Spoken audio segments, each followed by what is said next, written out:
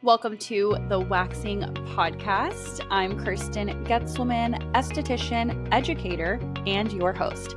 Each week, we'll dive into real conversations, industry tips, and the kind of advice every beauty pro should have in their back pocket. This show is sponsored by Enso, a woman and esthetician-founded brand bringing better options to everyday beauty pros. Let's dive in. Hey, everybody. Welcome to the Waxing Podcast. My name is Kirsten. I am Tampa Waxer on Instagram. I am the founder of Enso, and I am the host for today. And I am so excited to be bringing on our very next guest, actually our first guest since the rebrand, which Jaylen, just keep in mind, I might be a little bit rusty. That's okay. But I have Jaylen here from Raleigh, waxologist. Yes. Hi, I'm Jaylen. I just emphasize Raleigh because I just asked her and we just had a conversation around how you pronounce it. Because of course my ass would have said Raleigh. So, keeping things correct here, trying to at least my best. How are you doing? I'm doing all right. I normally don't work on a Monday, but I'm going out of town Thursday. So I've been here since 7:30 this morning, waxing and facialing, and now I have a podcast and I'm excited. Do people show up at 7:30 in the morning to get waxed? 8 a.m. 8 a.m. 7:45, yeah. Wow. I don't think I've ever even been open at that time to wax somebody, but I also don't think I've ever booked an appointment anywhere at 8 a.m. to do like any beauty services.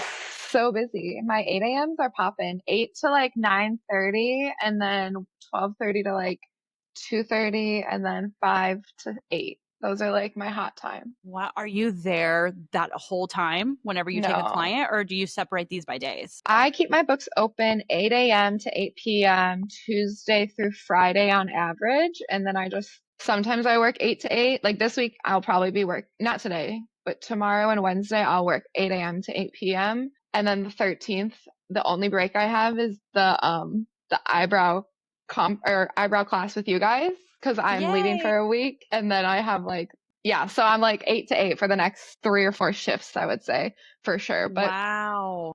How do you fun? You know what? It is fun. I'm over here like, wow, how do you do that? But then it's like, I've also done this before. And I think the trick is like loving your clients. And then also like once you're doing it, you're kind of just moving and grooving and like it goes fast.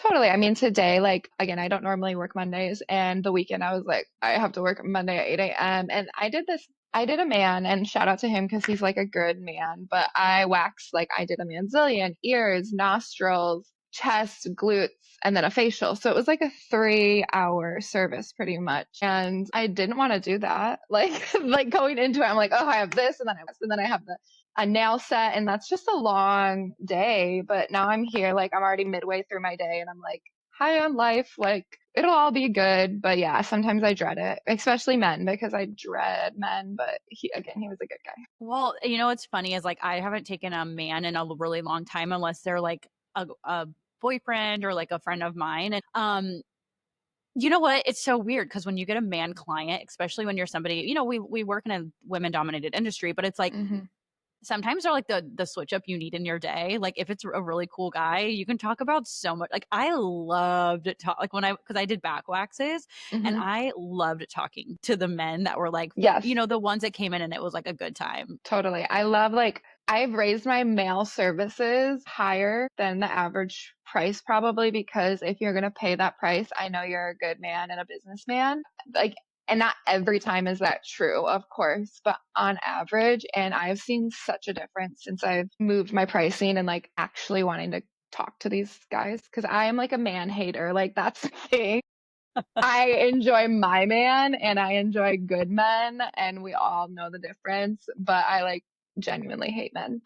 Yeah, I get it. I think we are living in a very unique time in 2025. You know what I said the other day? I was talking to one of my friends who's single, and she, has an issue with dating and things like that. And she'll send me TikToks all the time where people are having the same exact feelings and things like that. And I'm like, I think the reason why we live in such a more openly, we all are you know what, men actually suck so bad, is because TikTok has made it so comfortable to express what's happening to other people. And they're like, yeah, me too. Actually that happened. Yeah, I thought that was normal, or I thought that I thought that person was unique to that experience. But it's you start to realize that women just put in so much more work in every single which way. And it's like, Mhm. it's just such an incredible TikTok is an incredible space to learn a lot about, the way that we Yeah. are everyday communicating with people. It is, I think, exactly what you just said. Like, oh, that happened to you too. Or like, oh, I thought this was normal. Like, it's so sad that society has taught us that things are normal when like they're so inappropriate or so out of the norm that it just has created like this normal thing. Even like wearing this shirt today, which is kind of, I guess, random, but like if I had not waxed this man prior, knowing his vibe, I wouldn't have worn this shirt because it was a man that I was waxing. And like just having to think of something like that, it's like, oh, that's normal, you know? Yeah. Today, when you had this guy, 3 hours, what did you guys talk about? What did you guys talk about? Like, Oh, I, yeah, the girl talk versus the guy talk is like two different things.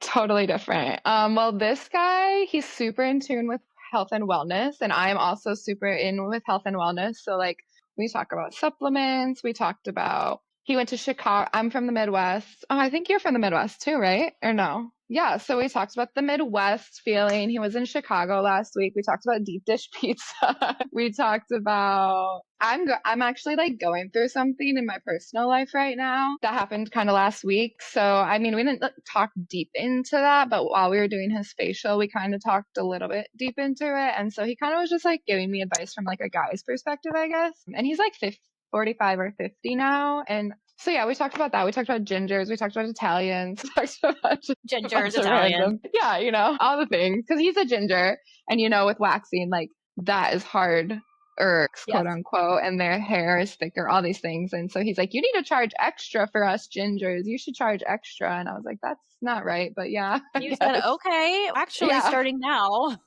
literally, now, I will. yes, I yeah. I went out the other like couple weeks ago, and somebody was like, I don't even remember what happened, but I was like next to a guy who had red hair, and he Mhm. like looked at me and he was like, "Look, gingers unite." And I was like, "Oh my God," I took it as such a compliment. I was like, "I can't believe I just passed for like a real ginger." Hey, And that's so funny. I was like, "No, It it's is a dye. compliment. Yeah. You can't tell It though. is a Yours is compliment." natural. Like Yeah, mine, if somebody said that to me, I'd be embarrassed. Like I'd be like, let's look at the roots a little bit. we're on the complete different like spectrum of reds, like where mine is Yes. like basically like a version of blonde, and yours is Yeah. like, I feel like you're like tipping over like the red, going into like, if Yeah. you went any deeper it'd be like almost like a reddish purple, so it's like there's so That's what many I do. shades. That's Yeah. exactly the Mhm. color is the red violet. So My sister's a hairdresser, so I you get like it. actually yeah, I totally get the tones, so I Yes. get that. I'm so excited that you could come onto the podcast. I always tell people, like, when I interview everyone, my goal is to just kind of like turn off and be like the vehicle that has somebody learning something from somebody new. I obviously only can give so much advice, so much of my own perspective, so much of my own experience. But like having you on today, I'm like, it's so fun. It's like you do facials. I just saw or heard you say you were doing some like nails. Like it's like there are so many different types of estheticians in our industry, or cosmetologists, whatever people decided to start with, and with whatever it may be. But um I love this part of the podcast. I love to be able to do this. So I'm going to go into my like interview style for a second. Yes. Um, keep in mind, like nothing ever goes as planned. I always get like so interested in people's businesses that I'm like, oh, going on like a tangent for 15 minutes about your I answer, like love we it. just did. When you just said you took a guy for 3 hours this morning, I'm like, hold on, I have to know like everything about that person. Tell me all the things. No, yeah. No, I feel you. Because I thought I'd be late for this because he was late. And I was like, you're ruining my day, buddy. And then it all worked out. It all worked out. We're here, we're chilling, and we're about to get into your business a little bit deeper. And you have been with me, like personally, this whole month because we've done SDM call Yeah. with you. We've done a call together. I'm like, I'm so excited to get into this because I actually do want to learn about your business. And I already love like all the plants and everything like that. So, Thank you. and I'm saying that because people that watch on Spotify or YouTube obviously get to visualize this. Everybody on Totally. Apple, I'm like, head over to Spotify. I give that a second. Go over to Spotify. Use Spotify. Shout out to Spotify. I know, I know. I used to be an Apple girl until I became a Spotify person, and now I'm like obsessed. So now I'm like, oh my Obsessed. God, I never was, I don't know why I was ever on Apple. So, okay, going just really into the first kind of moments. You've been an esthetician, I'm sorry, cosmetologist, correct? Yes, cosmetologist. Okay. So you started as a cosmetologist quite a bit ago. Is it 7 years ago? Yeah, I think it's like going on 8 years. I got licensed in 2018, like early 2018. So yeah, went to Yeah. school 2017. Thank you. Do you really recall like what got you into the industry in the first place? Like I always feel like everybody has different stories of when they started school or like what made them push or sign the papers and all of that. But I'm curious to Yeah. know like when did you know that like the beauty industry was the direction for you? I think I honestly always saw myself in the beauty industry. My aunt growing up was is a hairstylist and did nails. And I just hung out in the salon all the time as a little kid. I was like obsessed. And then when I got old enough to do nails and like, or get my nails done, I was in there like every 2 weeks getting the craziest thing on my nails. Like I was convinced I would be a nail tech. That was my vision. But then you get into it and I'm like a natural girly. I haven't always been as serious natural as I am now, but even back then, I'm like, oh, I cannot be doing acrylic. Like the chemicals that are involved with acrylic nails, no. So I went to hair school, but it didn't start like I say that I wanted to be in the beauty industry my whole life, but my senior year of high school, I got a scholarship to go play softball for college. So I did do like a full year in college. And the whole time I was like, I don't want to be here. Beauty and like go to cosmetology school. You should be in cosmetology school. So I eventually like got rid of the scholarship and was like, go follow like what you know is real. So that's what kind of it's always been a thing. But then of course it got paused. But then when I got in the beauty industry, I knew I was like gonna be in the beauty industry. Did you ever have like when you were in college, like did you have an idea of what you were wanting to major in or were you kind of just like taking classes and playing a sport? Yeah, taking classes, playing a sport. I literally am so bad at math that I couldn't even like test out of a real math like to get into a real math class. Like it was so dumb. And then I thought like maybe I wanted to be a cop. So I was like, oh, maybe I'll do that. Maybe I'll do psychiatry. Like I just thought of like, what did I enjoy when I was there? Yeah. Nothing other than like, I love to get to know people. Like, why are you the way you are? You know what I mean? But that's what we can do in the beauty industry. Like I am doing both because we are therapists.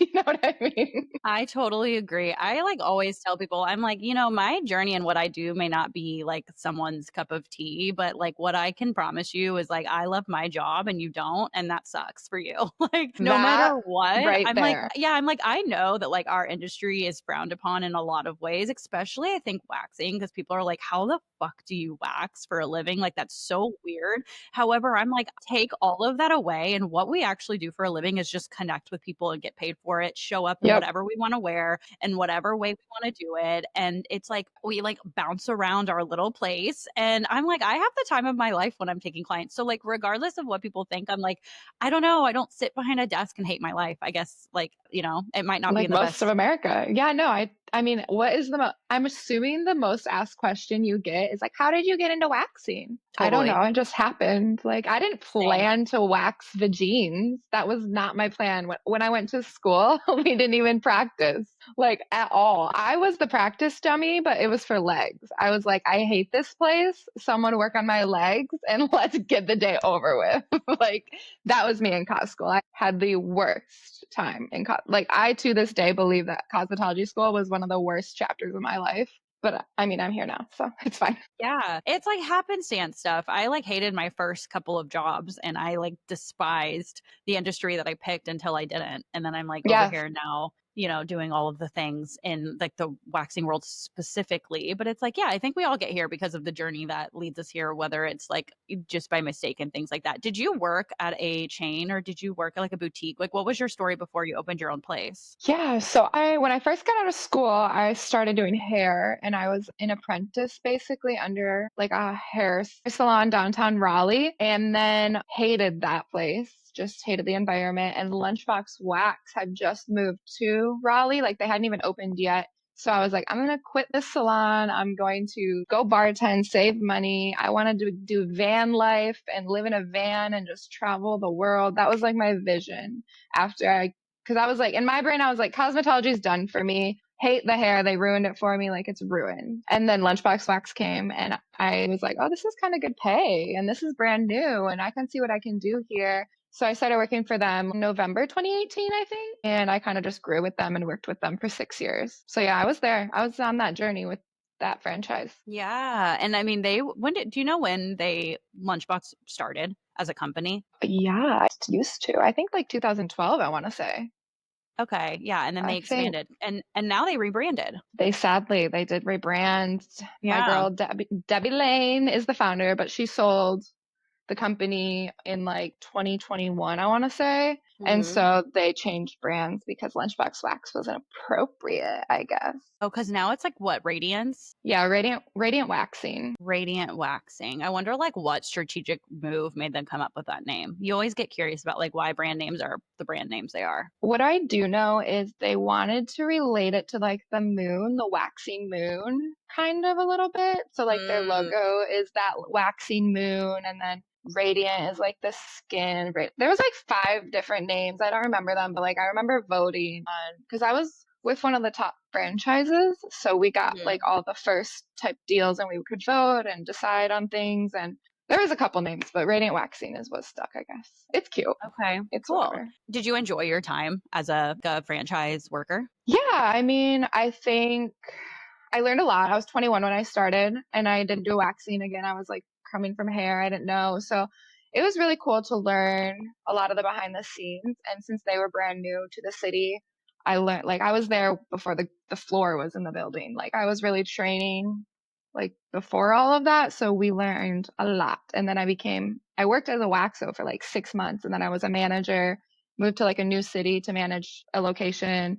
And then like a year later, moved to another new city to open a location. So I just kind of feel like I kind of got thrown into it, but in a good way. Cause like a lot of people, when they do go independent, they don't know any of the behind the scenes stuff where that was like, oh, if anything, I got this. Like I got that. I just need to worry about getting people in my door. And I knew if I could, and I pretty much built a whole franchise from 0 to 6 locations. So I was like, I got this. Like, why am I building someone else's dream when I'm doing everything but paying the rent, you know? Mm-hmm. Yeah. So Well, especially being a manager, because that's you totally got a different outlook into things that yeah, normally, like, I don't know what they call people there, waxologists. Is that yeah, what it is?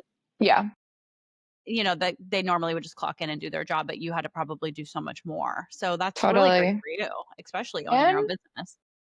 yeah, and something I haven't worked at other franchises for waxing, so I can't really judge too hard. But what I do know and what I do hear, and I'm sure you hear a lot as well, but like Lunchbox Wax, the waxos there, they have to do a lot. Like there's no receptionist.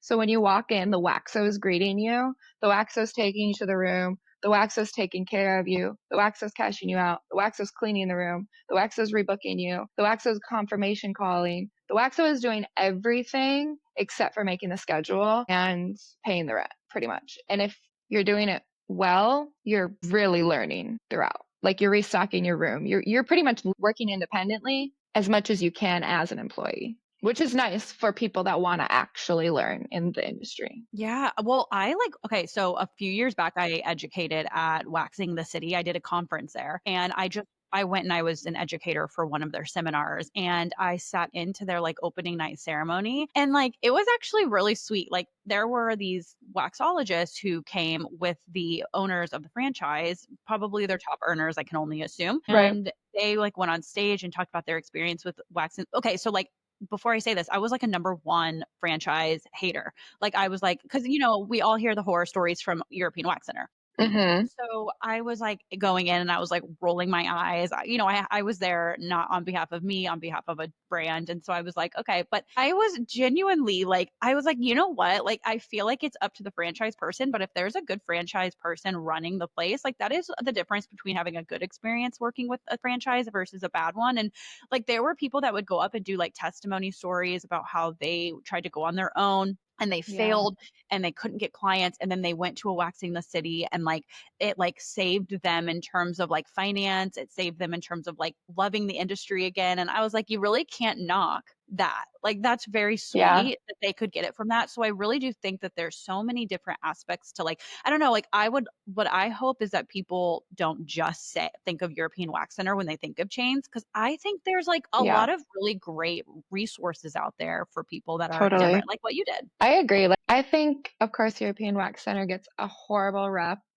because I think they were the first, if we like the first franchise, the first major Well, and to franchise. scale at a very fast pace. I mean, European Yes. Wax Center's story is incredible. I mean, like, as much as you knock them, if you look at their background and their experience and how their company started and how it scaled and how they're able to white label all of their products and internally everything is them, like, it is something that is unique. I mean, I don't think their business model, because it grew so fast, was probably the best internally, but on Yeah. the outside of it, I mean, that brand is crazy. It's a crazy brand. Crazy. I have so many opinions, but it's so crazy. Same. And I don't know how they started, so I don't know their story. So maybe it is interesting. Maybe I do need to do it. And I don't know Wax in the City story and how they started either. But what I They're think another makes good one, lunch and they're women-owned and esthetician owned, by the way, love, that Waxing the like City is, the original founder. the original founders. See, that's what I was about to say about Lunchbox Wax is like Mm, that's what I loved about Lunchbox Wax is the founder started this with her best friend that she met in esthetician school. They started in like a small suite and it turned into Lunchbox Wax and then they franchised it. And I think that's what made Lunchbox Wax so great was the founder was an esthetician. The founder had been here. She trial and errored everything. And you don't see that in a lot of franchises, whether it's in the beauty industry or not, like, which I you're really totally love. right. Yeah, no, you're so right. Yeah, Waxing the City is the same, they were friends, and they opened a place together. They're actually based their first one was based in Colorado, Or and rather. they expanded. Oh, same story. European Wax Center, it was 2 brothers, I think. And like, what are you doing? Like, how did you get into this? What "No, is what are the you doing?" mindset? Yeah. So I went down a deep rabbit hole the other day because obviously I have Enso, right? And so I think to myself, like, how do I position the brand to be different, to be unique, to be something that people actually want to participate in and beyond the products, right? Like, obviously I know because I formulated that the products are good, but like, what more can we do, right? And what I learned is like going through what other brands and things like that. Again, I don't it's like research, right? Not to copy because that's actually the opposite of what I'm trying to do here. I'm trying to pave Yes. my own way, but I know what I not would to do because of you. Like, that's no, what we're like, figuring out. literally. But okay, so but, like, I looked at, like, the highest brands in the US right now, and they all are owned by men, and Of I'm course they like, are. "What are you guys doing, sir, what are you doing here?" I'm just like, I I can't. don't and but obviously it's like, what is it, right? It's I know how it happened. It was a business person looking at a gap in the market and saying, "We could be a really big piece to this small market because there's not a lot of people that are scaling things as fast as they could because they have like the business background and all of that stuff." But it reminds me of like, oh, there's another brand that's like in Target and Ulta. It's called Waskey, or no, I think they're just in Ulta, but there's Ultas in Target. But it's called like it's a wax brand. Anyway, they sell wax to the general public. And anyway, it's 2 men. I'm like, sir, what are you I doing hate here? And it. they talk I and like they talk can't. they're I and their can't. brand story's silly. Like they talk about like they call themselves the 2 hairy men. I don't know. I It hate it. just Well, that now I'm going way back, but like, did you know that razors were not for women back in the day? They were marketed towards women when men were not buying enough and they weren't making enough money. So then they started being like, oh my God, women, you don't want hair. You don't want hair on your legs. You don't want hair on your underarms. But originally, like, razors were only for men. And because they weren't making enough money, they were like, oh, we can talk to women now. I'm Like, totally what? not surprised. It's like the pink tax when they're like, "Let's make a razor pink." Yes, I hate it. I hate it. I'm like, hey, hey, hey. I can't. I know. Well, and our industry is really, really bad. And here's the thing, like it's hard because I'm like, I also know really good men in this industry that are head spearing brands, but it just is it's always interesting. Like, how did you choose the industry that is women dominated by like not even like by 54%, by like 90 some percent, right? Yeah, Like what gets you to do things like that? And I just genuinely think they see the value of the beauty industry as one, and then they look a little niche down, which is our industry, and they think, oh, yeah, perfect. So it's 100%. like, no, I want to lift more women up to do more because like, hello, I'm like, yeah, don't, let's not get started on that subject. I'm like, we could talk about that forever.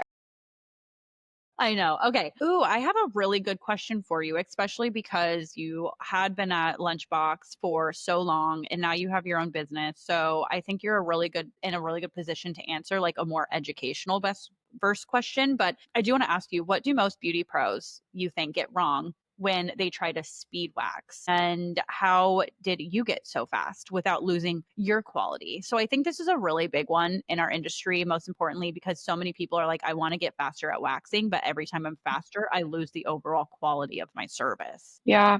I have like so many answers, I feel like.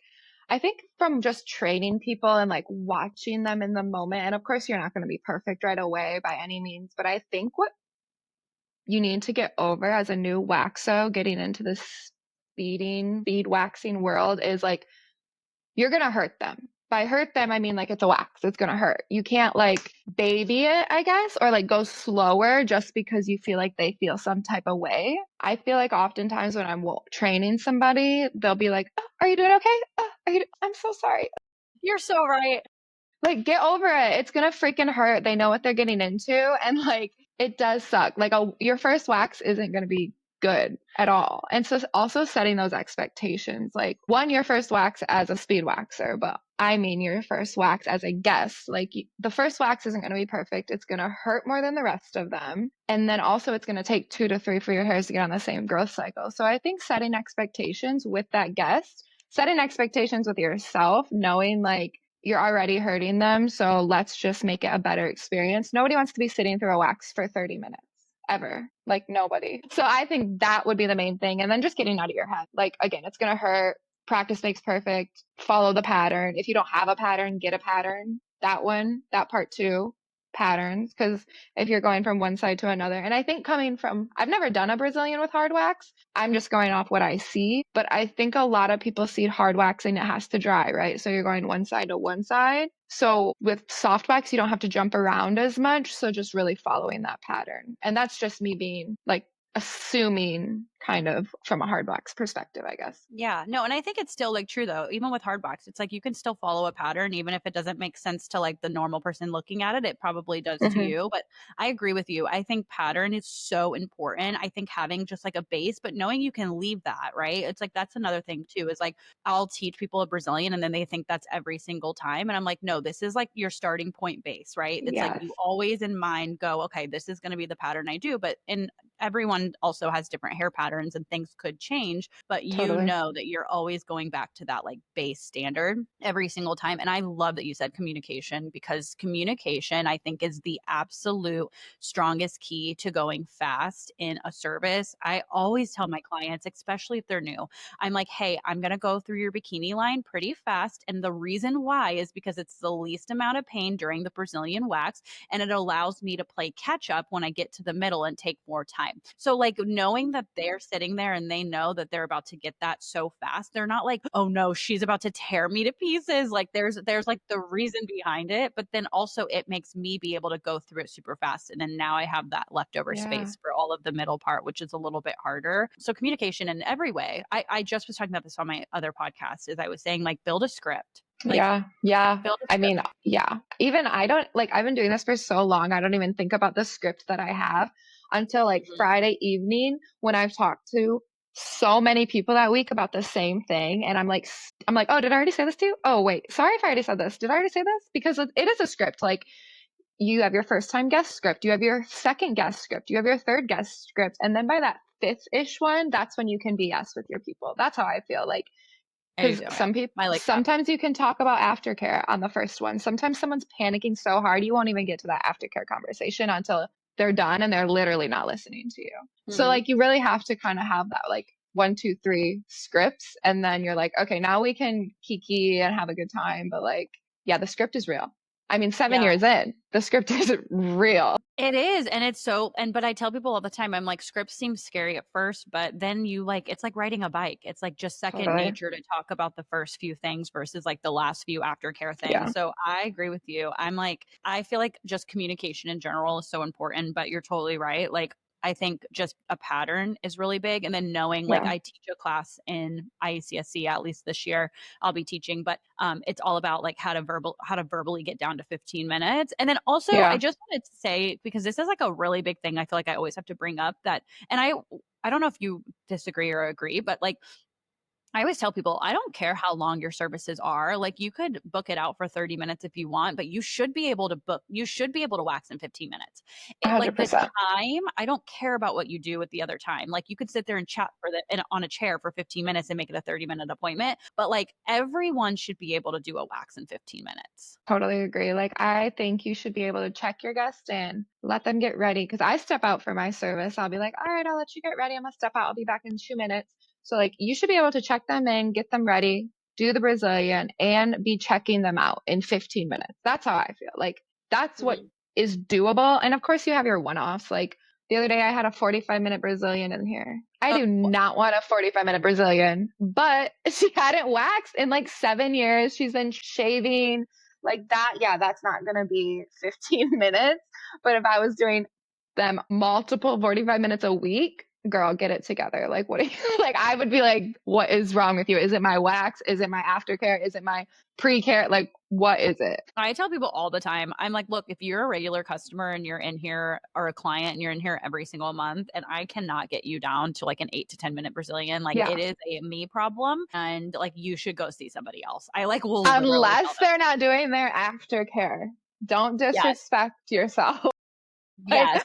I will blame if I am tweezing your hairs after 15 minutes or like after 20 minutes, I guess. If I'm still tweezing, what's your aftercare routine? What are you doing? What are you not doing? Aftercare is huge. I'm an aftercare whore. Like, that is like number one. Roots, like, I mean, I'm sure you get it. Like a sea salt scrub and coming every 3 to 4 weeks, 5 weeks at the most. That's all I need you to do. Moisturizing, thank you. Like, please moisturize, but like, you better be exfoliating with a sea salt scrub. I know. I Do you don't have any play. favorite products that you love? Yeah, so sea salt scrub, I make my own because well, I'm not gonna lie. Radiant Waxing sea salt scrub is really good. So if you're near Radiant Hmm. Waxing, go get their sea salt scrub. It's called Buff. It's thebomb.com. But other than that, I don't know another one on the market. I make one that I think is great. It's all organic oils, sea salt, tea tree oil, and I've never heard bad thing about it. So that one is my favorite. How do you, I get my measuring cup, my ingredients, mix it all together, put it in a cute little jar, and I put it on my counter and sell it. They sell out like in a week. Yeah, they're the That's bomb. awesome. That's awesome. There's always like, I always tell people, like, there's so many things you could do in the industry for like aftercare. Obviously, Totally. um, you can buy from a third party, you can make your own, you can white label. Like, there's so many things. So I Yes. always get interested in when people Yeah. actually do make their own. I do, yeah, sea salt because I don't trust a sugar scrub.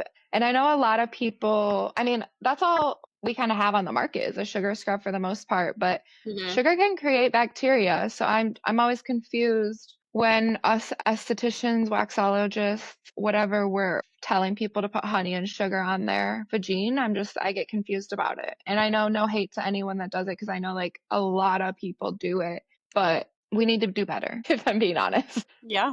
I mean, amen. I think that we're still in a really big, even though we're in 2025, I think we're still learning and innovating and But figuring yeah, out better ways. But I really do totally. think that I have so much fun predictions for like how our industry is going to go in the next like 10 years or so. So I'm excited to I see things agree. And that you're I totally mean, right. you're helping with that. You are one of the reasons the industry is going to be better because I'm I trying. mean, yeah, you're just getting started.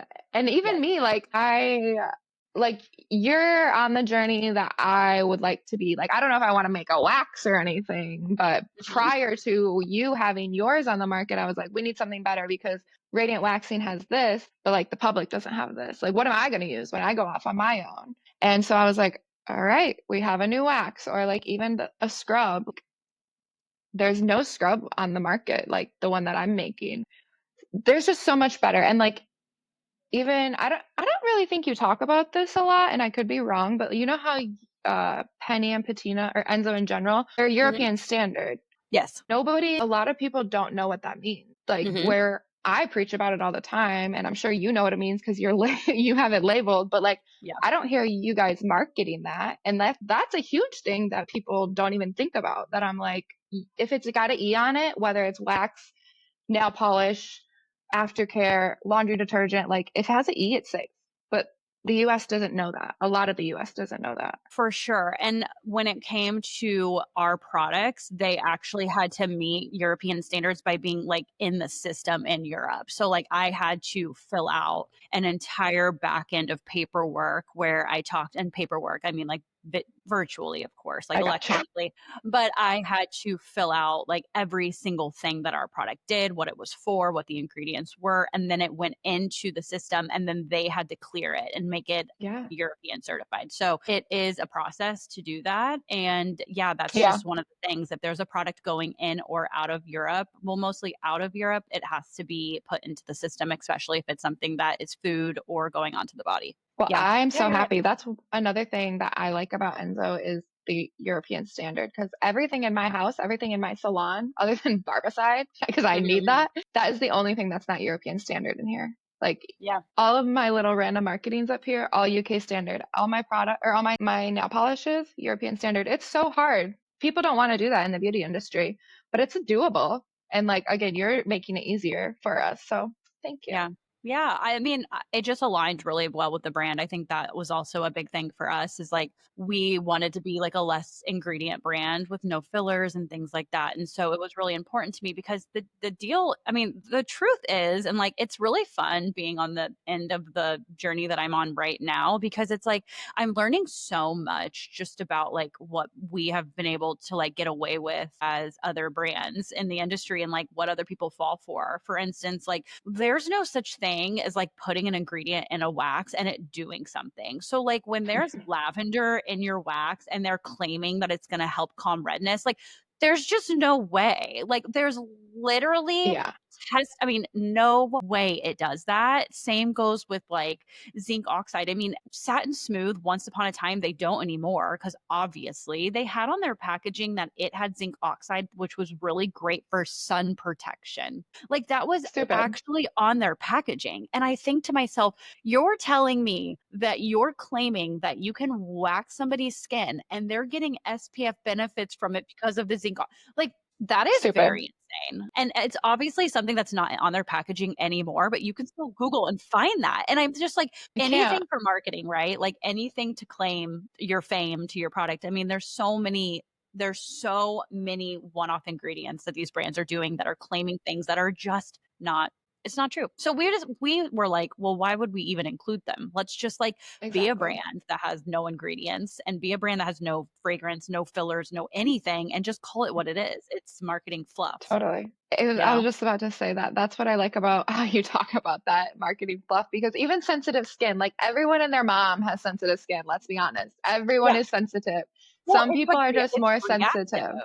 Yeah. Exactly. Totally. And I'm it's like, like, yeah, everybody reacts to wax. Like, there's literally no such thing as a person that has I mean, everybody reacts to wax. There's a million different things. You're totally right. I mean, I yeah. get so I passionate about giggle. this because I get annoyed.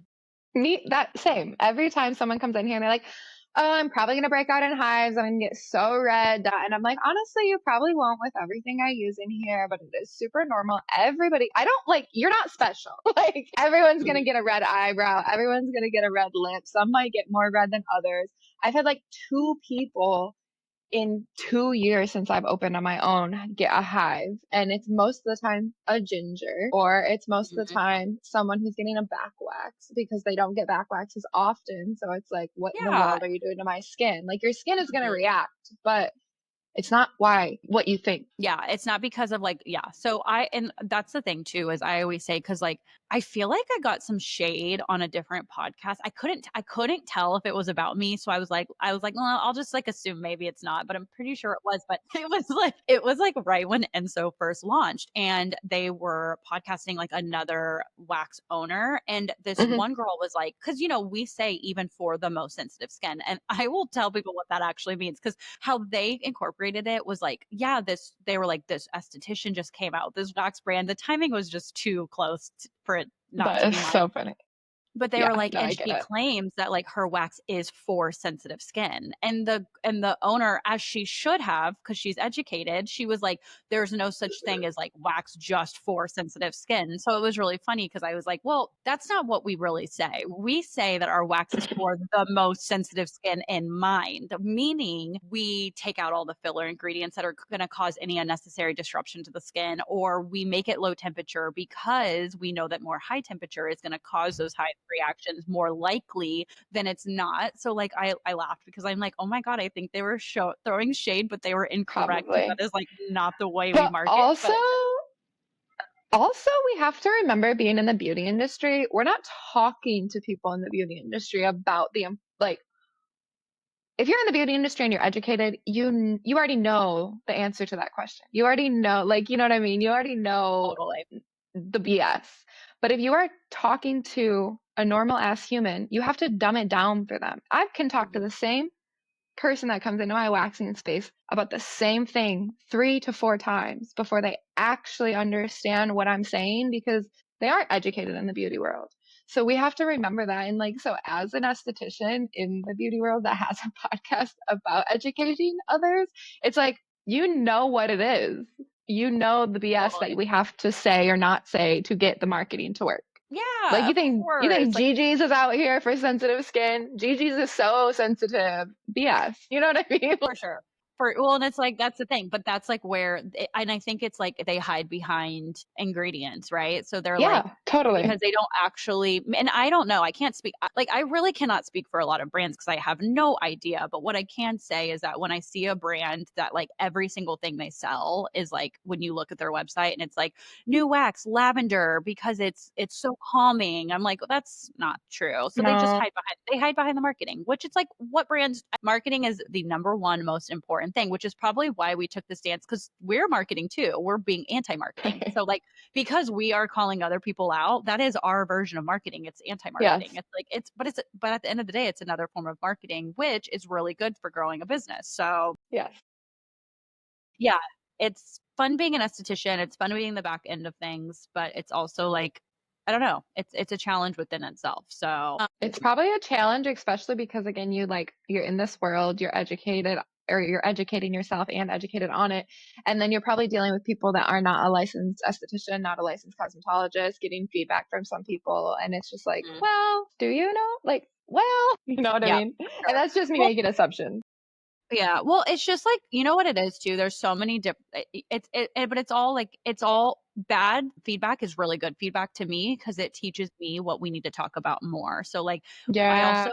we're in an industry too where like every single person can start at the ground base. Like you don't Hmm. need any education prior to going into esthetician school or cosmetology school. Like it's just a choice that you make and then you go out on your own and you make the best of whatever you left with, which is a license. So Totally. you know, I also like deal with people that are very advanced in our industry that like get kind of the normal question, like they bypass all the normal questions and they are like good to go. Like you just started using the wax. It was good for you.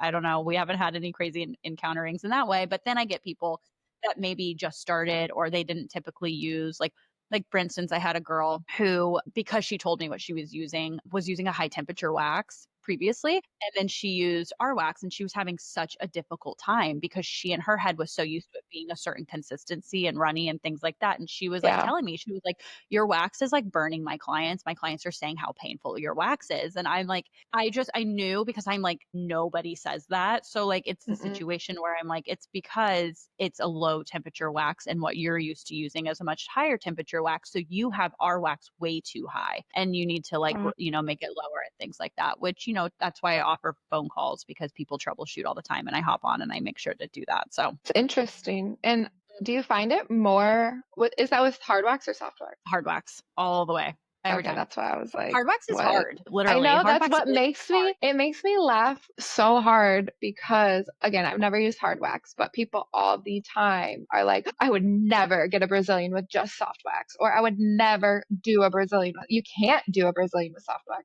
I have never done one with hard wax, and everybody that comes from hard wax that I can either talk into it or is like a die-hard sugarer, I guess. They all say that this is the best wax they've ever had. And like, yeah, it's my technique, but it's also the wax. It's not just my technique. Like I just got my first ever Brazilian from someone else with Enso. Oh my God. I forgot to tell you this. Saturday, I just got waxed by Penny and Patina for the cleanups for the first time because I do wax myself a little bit, but like not like it's not the same.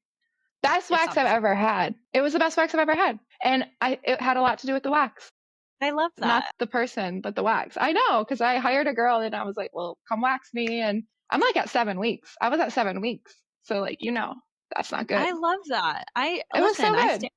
I stand by that wax. I Yes. will go to bat for that wax. I'm a Penny girl all the way. Penny is my girl. I knew you are a Penny girl. that I am a Penny girl. When I think it launched 2 months after I opened Raleigh Waxologist, and I was like, that was part of the decision of me leaving the franchise was like, I know that Penny is launching and I know that wax is going to be fine because of the UK standard, just the consistency. I think I had just started following you on social media like this almost a year prior to you launching. So I was like, I trust her. I got it. And like, I feel like our personalities are a lot alike. So I was like, I trust it.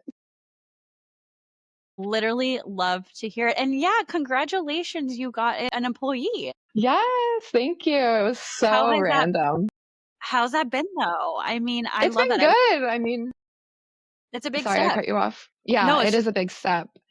Yeah, it was really random. I wasn't planning to. I knew I needed like help because I have so many businesses. Like I treat my nails like a separate business compared to my waxing, and now I have the facials, and I have Melaleuca that I'm partnered with, and I have Olive Tree People that I'm partnered with, and I have a podcast. So I was like, I need help in life. And then she came to me. She actually got let go from my old franchise 2 weeks ago, probably. And she came to me for like help and like, I don't know what to do. And like, can you do this? And I was like, well, I need an assistant. You could wax when I'm not here, Saturday, Sunday, Monday, if that works for you. This can be your commission. She's like, well, I need a mentor, da, da, da, da, da. And I was like, well, how about I pay you as a waxologist? I mentor you and then you're my assistant. And we just kind of trade off that mentorship / assistant. And it all worked out. And she worked Saturday, Sunday. And I mean, we'll see how it goes. I'm excited about it. And yeah, I trained her 3 years ago. I'm the one that trained her at that franchise.